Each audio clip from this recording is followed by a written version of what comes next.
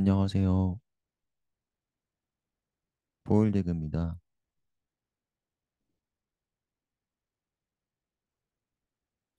오늘은 제가 펜타블릿을 사용한 기념으로 컨텐츠를 만들어 보려고 합니다. 오늘의 컨텐츠는 효율적으로 공부하는 법입니다.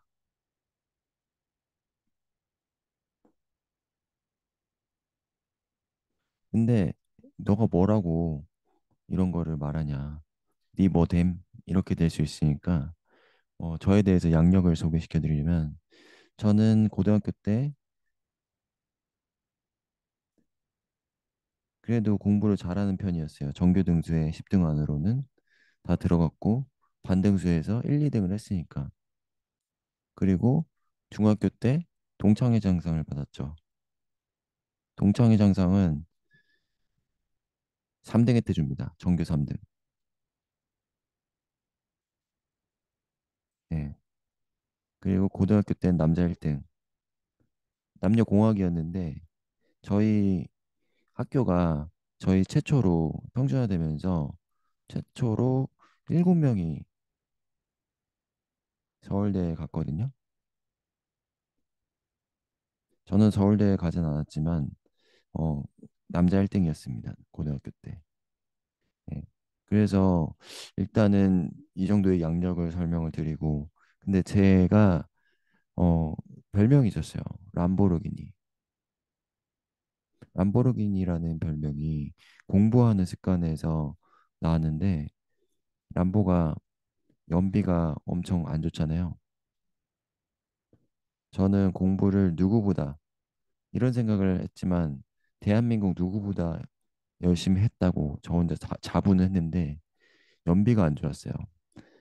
그 제 친구가 저한테 한 말이 야, 너 내가 너처럼 공부했으면 하버드 갔겠다. 라는 말이었습니다.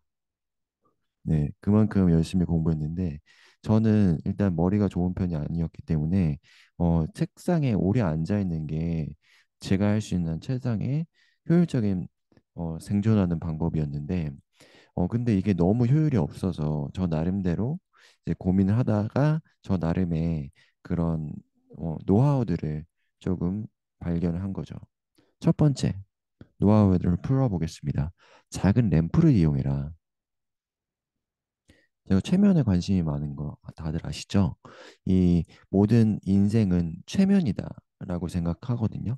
그리고 내가 믿는 것이 그대로 이루어진다라는 NPL이라는 그런 어, 언어학 공부를 하는 사람인데 그래서 저는 저 자신에게 최면을 많이 걸었어요. 너는 뭐든지 할 수 있어. 너는 천재야. 너는 최고야.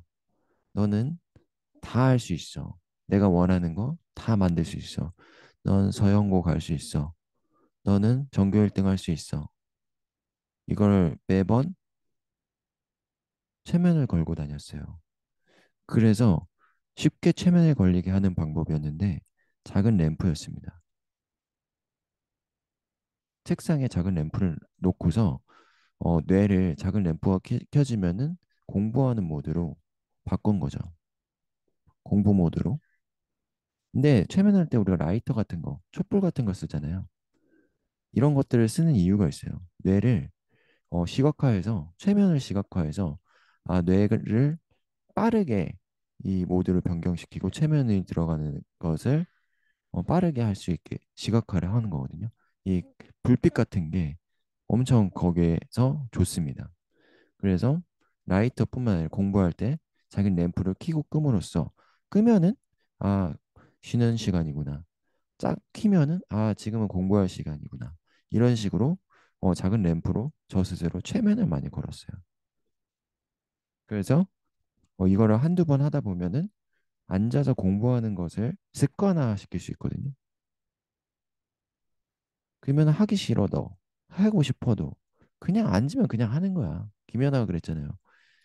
어떻게 그렇게 열심히 훈련을 하고 매번 지치지 않게 할 수 있는 노하우가 있습니까? 라는 기자의 질문에 김연아가 그런 게 어딨어 그냥 하는 거지 라고 말을 하듯이 그냥 하는 거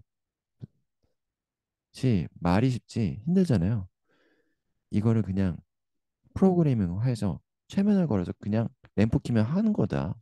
너의 가치 판단이나 너의 그런 컨디션이나 그런 건 중요치 않다라는 것을 말을 해주는 거고요. 두 번째, 이건 당연한 얘기죠. 적극적일수록 좋습니다. 내가 목표 지향적이고 내가 이거를 진짜 원하고자 한다. 원한다.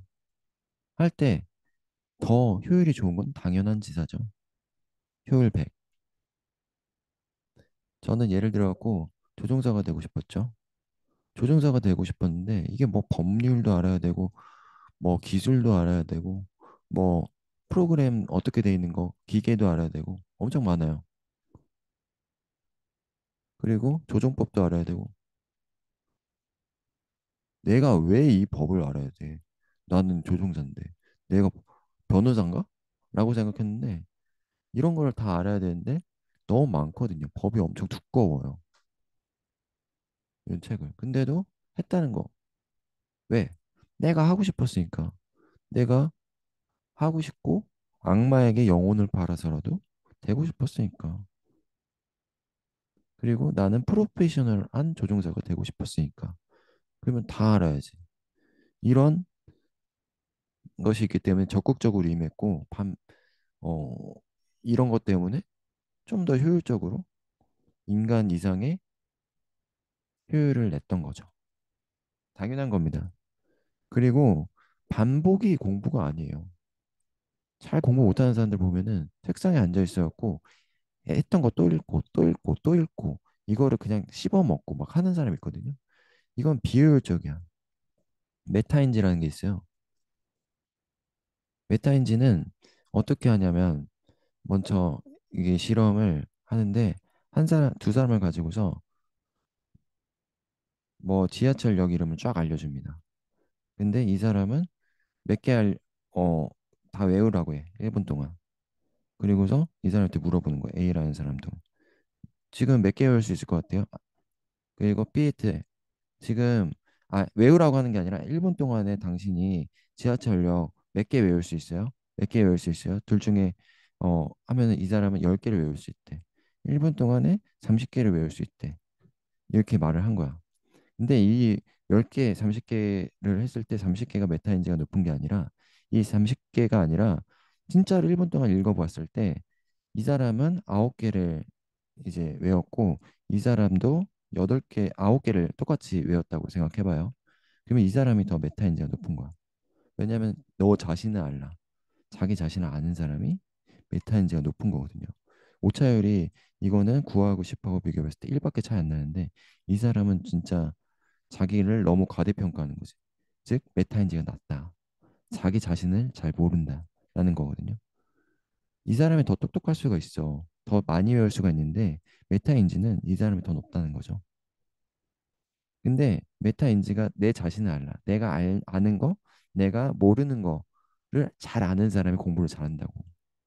근데 반복을 하는 애들은 메타인지가 좀 낮은 애들이야.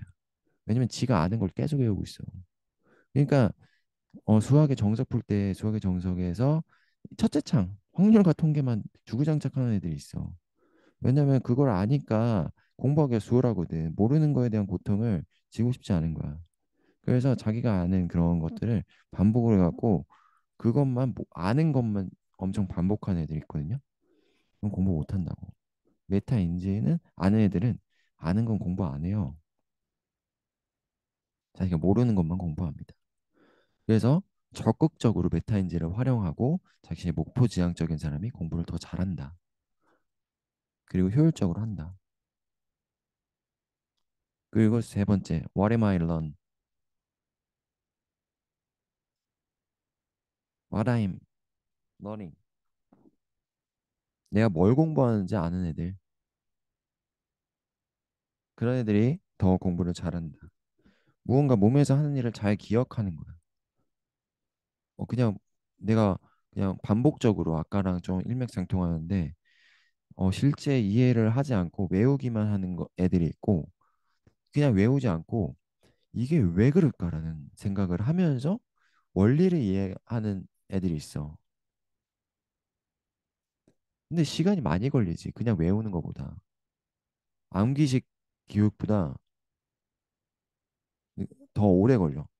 그런데 원리를 이용하면은 안 까먹어 잘.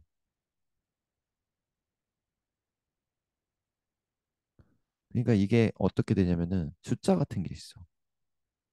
이 숫자가 그냥 외우면 편하거든요. 저는 외우는 줄이었어. 근데 이 숫자가 나온 이유를 아는 좀 파는 애들이 있어. 아, 선생님도 말 안 해줘. 그냥 외우라고 그래. 근데 이걸 왜 그럴까? 라고 생각하는 사람이 있거든요. 그런 사람들은 안 까먹어. 왜냐면은 이게 나온 그런 원리를 아니까. 그래서 make it meaningful 이라는 말이 있잖아요. 의미를 줘라.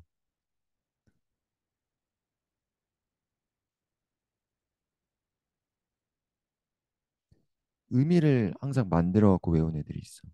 그래갖고 한국사 같은 것도 그냥 뭐 어떤 사람이 이방원이 어떤 걸 했고 어떤 걸 했고 어떤 걸 했고 어떤 걸 했고 이렇게 하는 애들이 있는가 반면에 이방원이 했던 일들에 초성을 따갖고 이제 이것만 외우는 애들이 있어. 그러면은 잘 생각 안 나고 해도 이 초성만 외웠다고 한다면은 이게 그냥 술술 뇌 확장이 돼갖고 나오는 애들이 있단 말이야. 그래서 이렇게 외우는 것도 이제 의미를 부여하는 건데 이 방법도 쓰는 애들이 많고 그러니까 무조건적으로 이거를 만드는 애들이 있다고 그, 그 조종사 그 법령 할 때도 이게 그냥 만드는 게 일이야 다 이걸 공유하는 애들이 있어 그런 애들이 잘 외우지 그리고 똑똑한 애들이 거의 대부분 그래요 make it meaningful 세 번째고요 내가 뭘 공부하는지 아는 거 네 번째 잠을 자야 돼잠 이건 과학적인 거야. 내가 그냥 하는 말이 아니라 이제 우리 뇌에는 해마라는 게 있어. 우리가 공부를 해서 뇌에 박히려면은 해마의 작용이 필수야. 뇌에 박히려면. 이게 해마가 뇌에 박히게 하는 건데 이 해마는 우리가 깨어있을 때는 작동을 안 한다고. 작동은 잠잘 때, 렘 수면을 할 때 작동을 한단 말이야. 램수면은 눈깔이 막 왔다 갔다 여기 눈이 있으면 눈깔이 이렇게 있으면은 이 눈동자가 왔다 갔다 하는 걸로 이제 램수면인지 아닌지 확인할 수 있는데 이 램수면 할 때 우리가 공부를 비로소 하는 거야. 우리가 처절하게 공부하면서 박아 넣었던 거가 여기가 새겨지는 방법이라는 거지. 근데 우리가 사당오락이란 말도 있고 막 이렇잖아요. 그거는 과학적으로 봤을 때 의미가 없는 거고 진짜로 요즘에는 공부 잘하는 애들은 잠을 잘 많이 자는 애들이야. 공부만큼 중요한 게 잠 잘 자는 거고. 그리고 우리가 일주일 동안 162시간이라는 시간이 있잖아. 시간 없다, 시간 없다 막 하는 애들 치고는 공부 잘하는 애들 없어. 이 162시간은 어 트럼프도 빌 게이츠도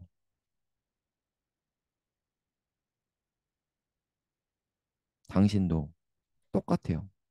똑같이 주어진 시간이에요. 이 162시간을 통해서 하는데 여기서 효율적으로 어떻게 쓰는가가 공부를 잘하고 못하고가 결판이 나는 거예요. 이런 애들 성공 어떻게 하셨어요? 성공 법칙 알려주세요. 워렌 버핏이나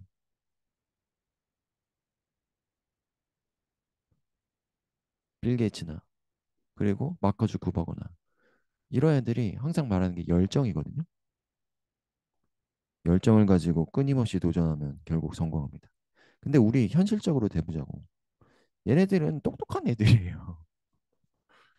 이런 걸 알고서 그냥 엄청 똑똑해서 이걸 효율적으로 공부를 한 거고 메타인지가 높은 애들이야.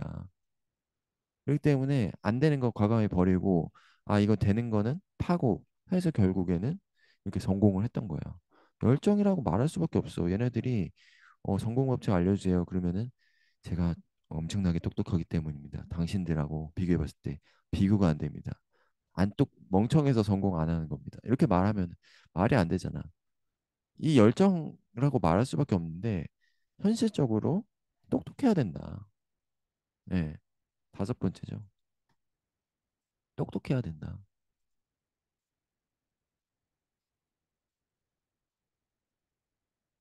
우리 호르몬적으로 봤을 때 공부를 잘하고 못하는 공부 잘하고 못하고 있는 애들을 판단하는 기준은 부모를 봅니다. 부모님이 똑똑하면은 자식도 똑똑하고, 부모님이 바보면은 자식도 몇 천만 원 수조 원을 해서도, 수조 원까지는 안 하겠지만 많은 돈을 쓰더라도 꼴통입니다. 90%. 근데 이런 얘기 하면은 좀 안 되잖아요. 근데 이게 맞는 게, 저는 이 뇌를 가지고 공부 잘하고 못하고, 이 뇌 잘하는 거를 가지고 이렇게 말하는 게 아니에요. 공부 못하는 사람들은 책을 안 읽을 거고, 그리고 자신이 공부를 안 하고 애기들에게만 공부하라고 시킬 거고, 이런 프로세스가 직접적으로 나오지 않기 때문에 꼴통이 나오는 거고, 이 공부 잘하는 부모는 책을 애초부터 가지고 있을 거고, 읽을 거고, 공부할 거고, 같이 공부할 거고, 부모가 먼저 공부하면서 너도 같이 공부해 볼래? 이런 프로세스를 프랙시스 주입을 시킬 거거든요. 이런 환경적인 요소가 영재와 천재를 만드는 겁니다. 이걸 통해서 제가 공부 부모에 따라간다. 이 뇌가 아니라 이런 프랙시스 때문에. 프랙시스는 습관이죠. 이 습관화 때문에 애가 따라간다는 겁니다. 트럼프가 부자인 이유를 아십니까? 트럼프가 부자인 이유는 자기가 주에 30만 달러를 버는 걸 당연하게 생각하기 때문입니다. 트럼프는 아빠가 부자예요. 엄마가 부자고. 그래갖고 내가 이렇게 부자 아들인데 내가 주에 30만 달러 당연히 버는 거임. 프랙시스가 박혀버리는 거지.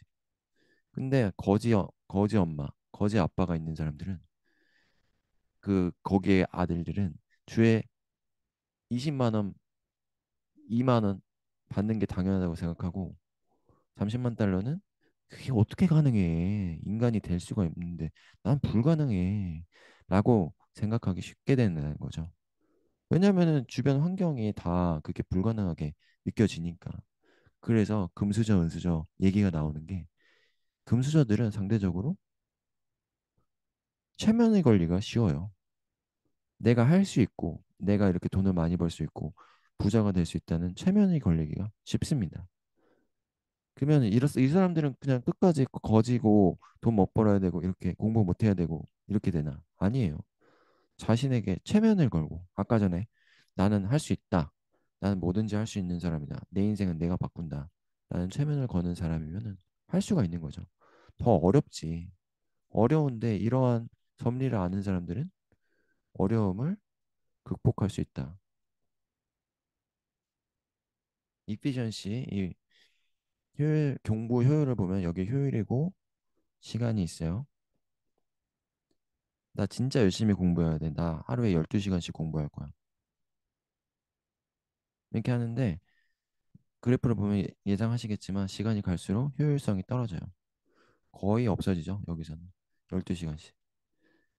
여기서 온 집중을 하고 이게 12시간이 목표가 돼버리기 때문에 이 시간 채우기가 되는 거야, 나중에는.